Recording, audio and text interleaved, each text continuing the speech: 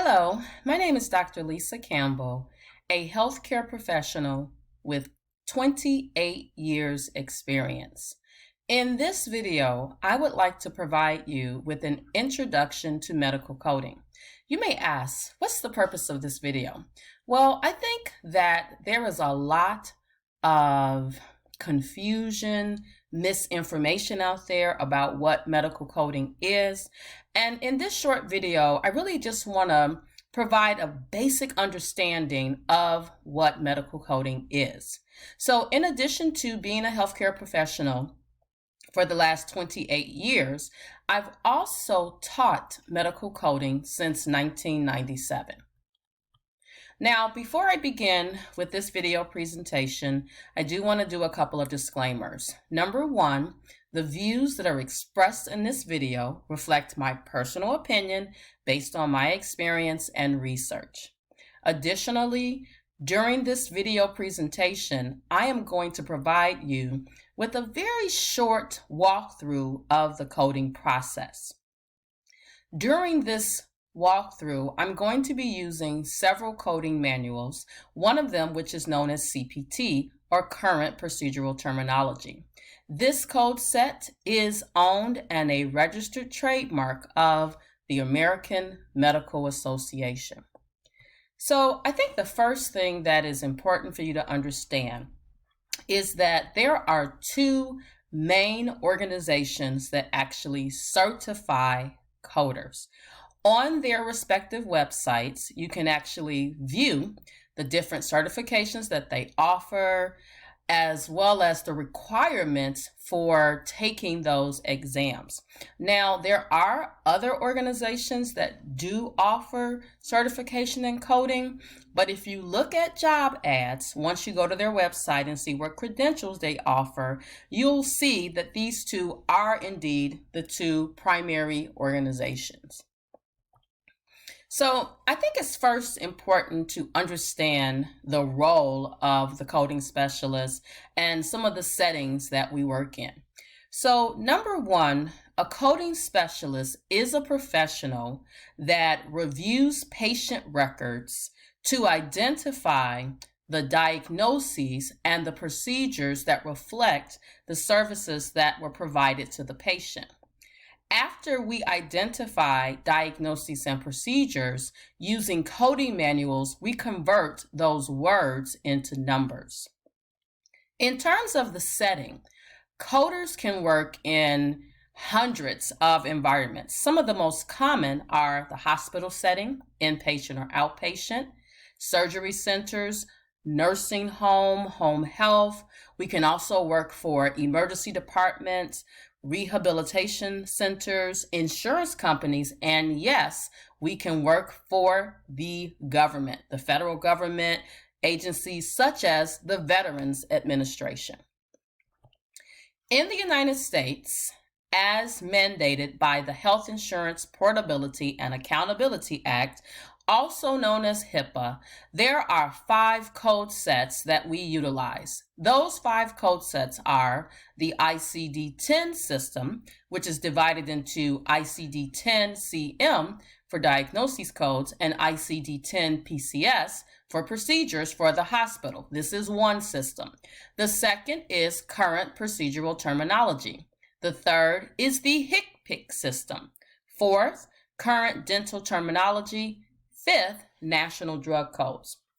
In a day-to-day setting, you're going to find that most coding specialists will deal with ICD-10.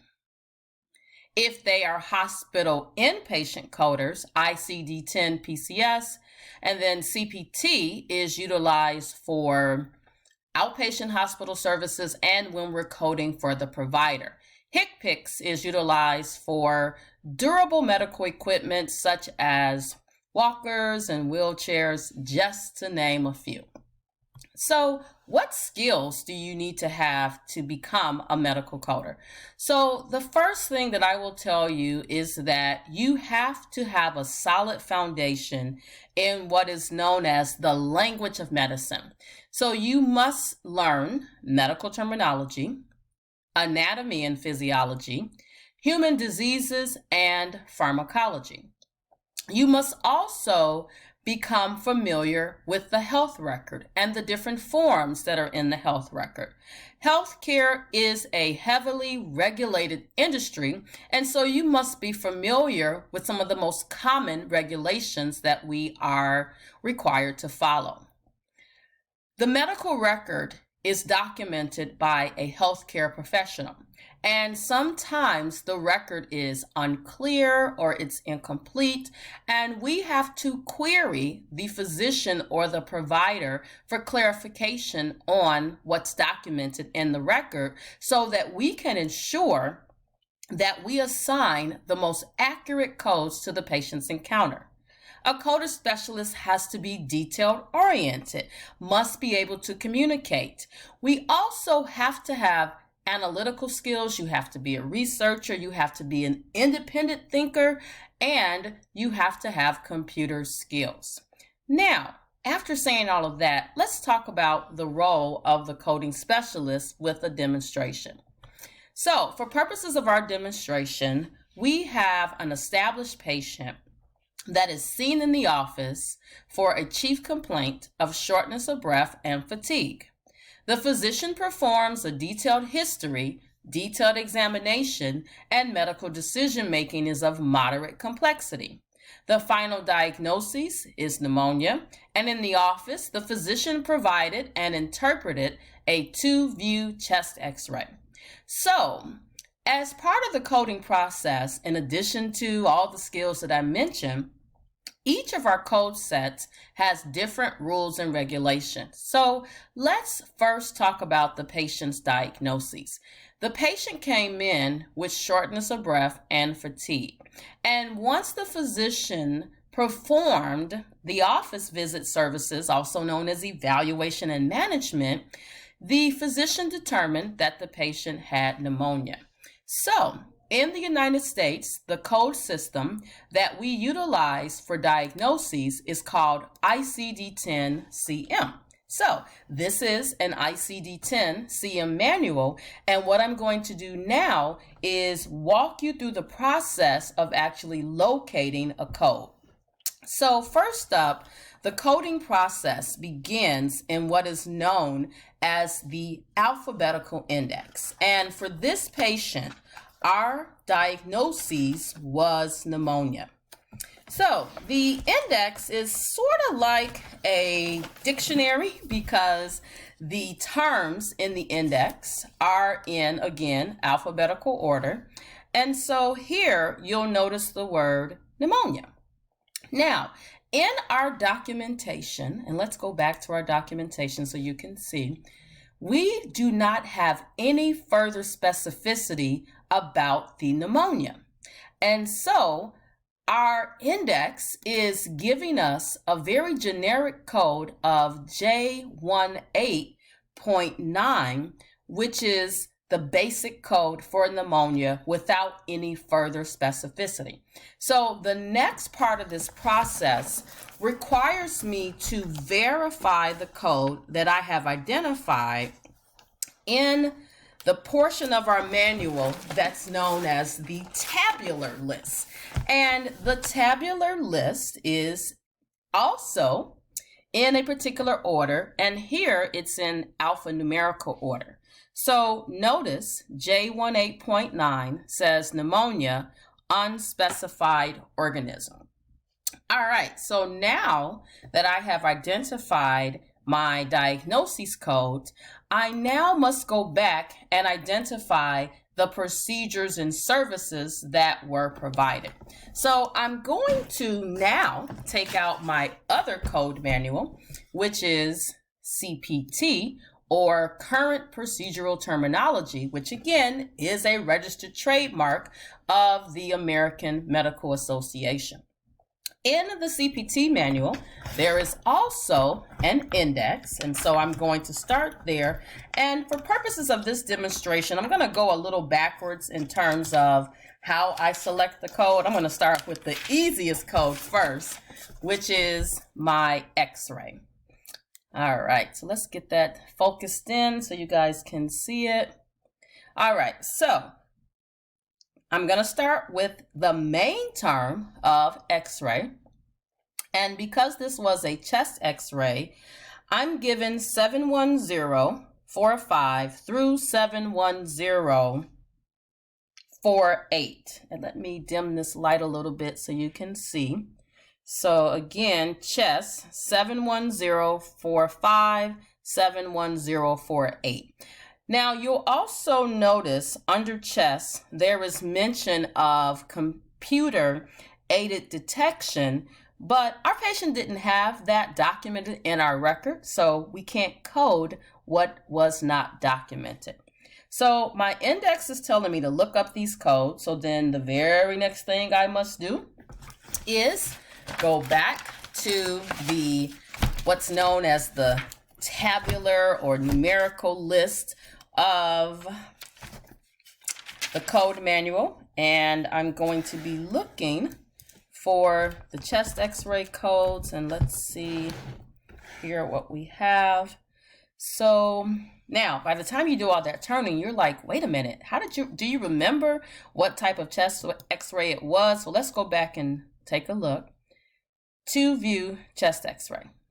Now for this demonstration, I'm making this process very straightforward, so I don't want you to think, wow, that's pretty easy. I made this demonstration so that you would have a basic understanding of what medical coding is, and then keep in mind, medical coding is not billing. In order to submit a bill to the insurance company, we have to have codes first. And of course, in order to have codes, we have to have documentation. And before we have documentation, we have to have the patient encounter. All right, so 71046 is for a radiologic examination chest, and this was 2 views. So that's our final code for that. So now the other service that we want to select, and this is actually our primary service, is that the patient was an established patient in the office and the physician performs a detailed history, detailed exam, and medical decision making was of moderate complexity. So in my CPT manual, I have to go back to the index, and this time I'm going to capture the code for the office visit.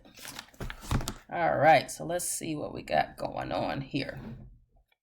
All right, so with the office visit codes, and what you're going to notice is, trying to get that light here. All right. So for the office visit codes here, you're going to notice that they're divided into a variety of categories. We want office visit, established patient. The index is giving us a range of codes of 99211 through 99215. So basically what that means is in that range of codes, one of those codes is actually our final code. So, and our codes are going to be selected based on what's actually documented in the medical record. All right, so here we have our office visit codes, and the very first one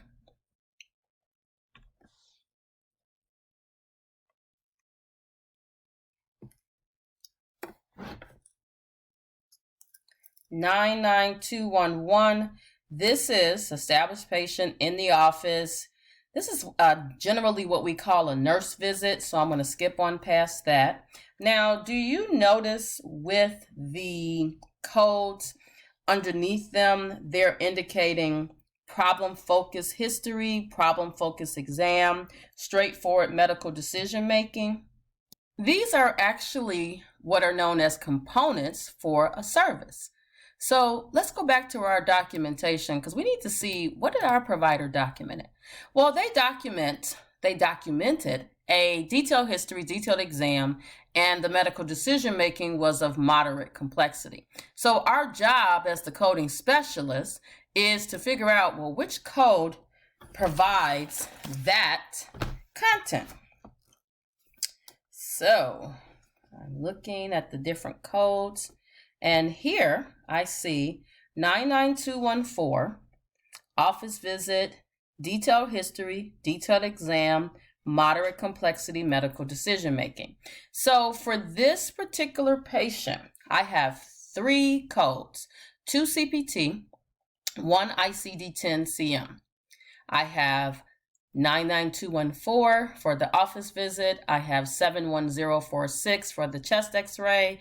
I have J18.9 for the pneumonia. Now, there are some other little nuances that go with the code assignment for this encounter, so I'm not going to get that deep, but this essentially is what coding specialists do all day.